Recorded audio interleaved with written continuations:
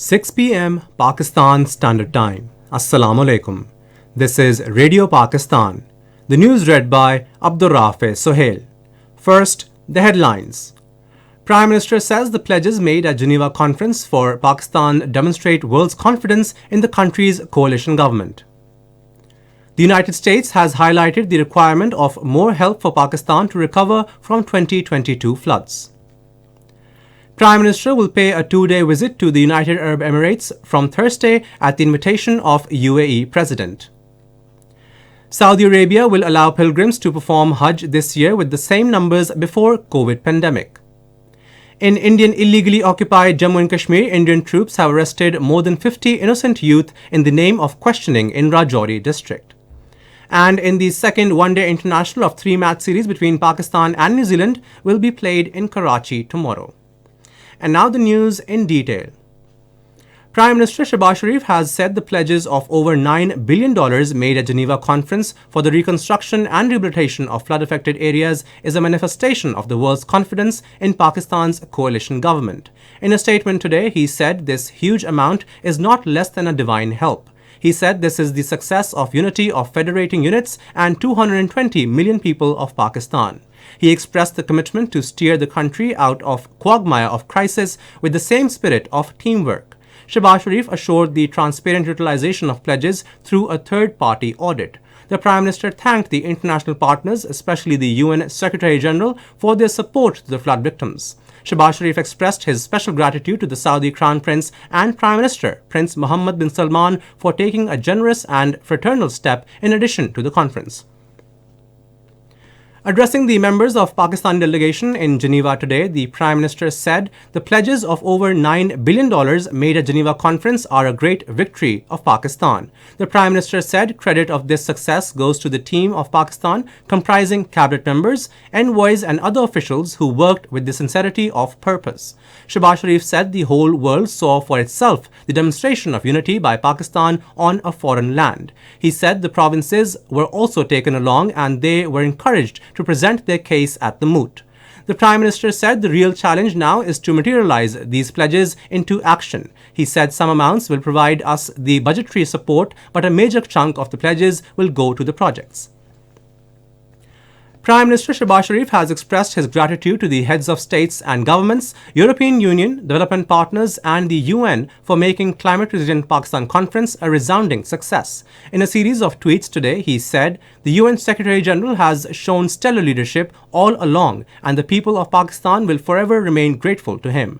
The Prime Minister said the world witnessed yesterday how the nations can come together in a show of solidarity to create a model of win-win partnership to lift suffering humanity out of tragedy. The Prime Minister said he was deeply moved by the compassion shown at the Geneva Conference.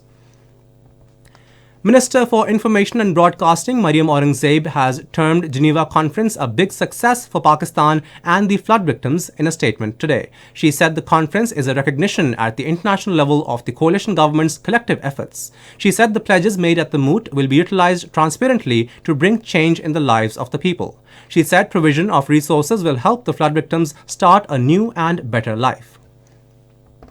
Foreign Minister Bilawal Bhutto Zardari has expressed gratitude to the entire international community, including the UN Secretary General, for standing with Pakistan in efforts to rebuild and rehabilitate the flood-affected areas. In a video statement, the Foreign Minister said we have received pledges amounting to more than $9 billion from the world at the International Conference on Climate Resilient Pakistan.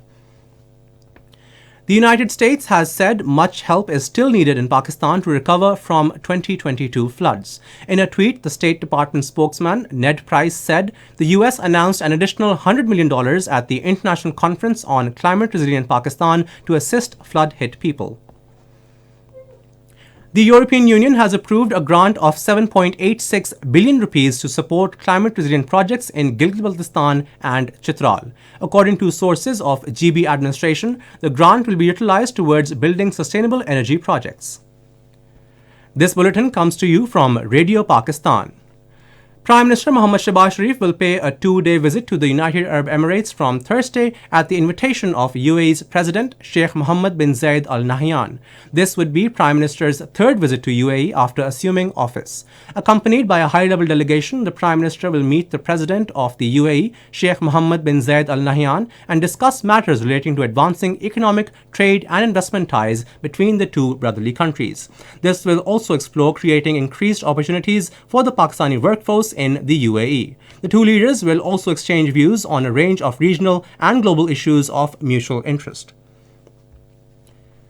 Saudi Arabia is preparing a framework for investment of $10 billion in Pakistan. Saudi Crown Prince and Prime Minister Mohammed bin Salman directed the Saudi Development Fund to explore enhancing the amount of the deposit provided by the kingdom in favor of State Bank of Pakistan to reach a $5 billion ceiling. He also directed the fund to study augmenting Saudi Arabia's investments in Pakistan to reach $10 billion. Railways Minister Khwaja Saad Rafiq has stressed the need for political dialogue for economic stability in the country. This he stated while talking to newsmen in Lahore today. Saad Rafiq said it is the first time in history that political parties at the national and regional level are united under the banner of PDM for rule of law and democracy. Minister of State for Poverty Alleviation Faisal Karim Khan Kundi says the disbursement of payments to the beneficiaries of Benazir Income Support Program has started. Addressing a news conference in Islamabad today, he said we have disbursed 55 billion rupees for the BISP beneficiaries till now, while 13 billion rupees have been distributed under BISP Wasila Taaleem program. The minister said co-chairman of Pakistan People's Party Asif Ali Zardari will soon inaugurate the next BISP dynamic survey under which more eligible people will be provided BISP cards. Saudi Arabia will allow pilgrims to perform Hajj this year with the same numbers before COVID pandemic. Opening the 4-day Hajj conference in Jeddah, Saudi Minister of Hajj and Umrah Dr. Tawfiq Al-Rabia also announced to scrap all age requirements for the pilgrims. He said the Umrah visa was extended from 30 days to 90 days and allows its holder to move all around the kingdom. He revealed that insurance for Umrah pilgrims has been reduced by 63% from 235 to 88 Saudi Riyal, while Hajj pilgrims insurance was reduced to 73% from 109 to 29 Saudi Riyal. In Indian illegally occupied Jammu and Kashmir, Indian troops have arrested more than 50 innocent youth in the name of questioning in Rajouri district. According to Kashmir Media Service, the arrests were made during the violent cordon and search operations jointly conducted by Indian Army, Police and Central Reserve Police Force in over 24 villages in Rajouri district. Teams of the Special Operations Group of Indian Police have been deployed at designated locations. Indian authorities have intensified restrictions in the name of security across the territory, particularly in Jammu region, weeks ahead of Indian Republic Day official celebrations. And now, cricket. The second one-day international of 3-match series between Pakistan and New Zealand will be played in Karachi tomorrow. Pakistan is leading the series 1-0 after beating New Zealand in the first match by 6 wickets in Karachi last night. And now the weather report. Rain with snow is expected in Islamabad, Potohar region, Khyber Pakhtunkhwa, Gilgit-Baltistan, North and West Balochistan and Kashmir during the next 12 hours. Fog is likely to subside in Punjab, Upper Sindh and plain areas of Khyber Pakhtunkhwa. And now the headlines once again. Prime Minister says the pledges made at Geneva Conference for Pakistan demonstrate world's confidence in the country's coalition government. The United States has highlighted the requirement of more help for Pakistan to recover from 2022 floods. Prime Minister will pay a 2-day visit to the United Arab Emirates from Thursday at the invitation of the UAE President. Saudi Arabia will allow pilgrims to perform Hajj this year with the same numbers before COVID pandemic. In Indian illegally occupied Jammu and Kashmir, Indian troops have arrested more than 50 innocent youth in the name of questioning in Rajouri district. And the second one-day international of 3-match series between Pakistan and New Zealand will be played in Karachi tomorrow.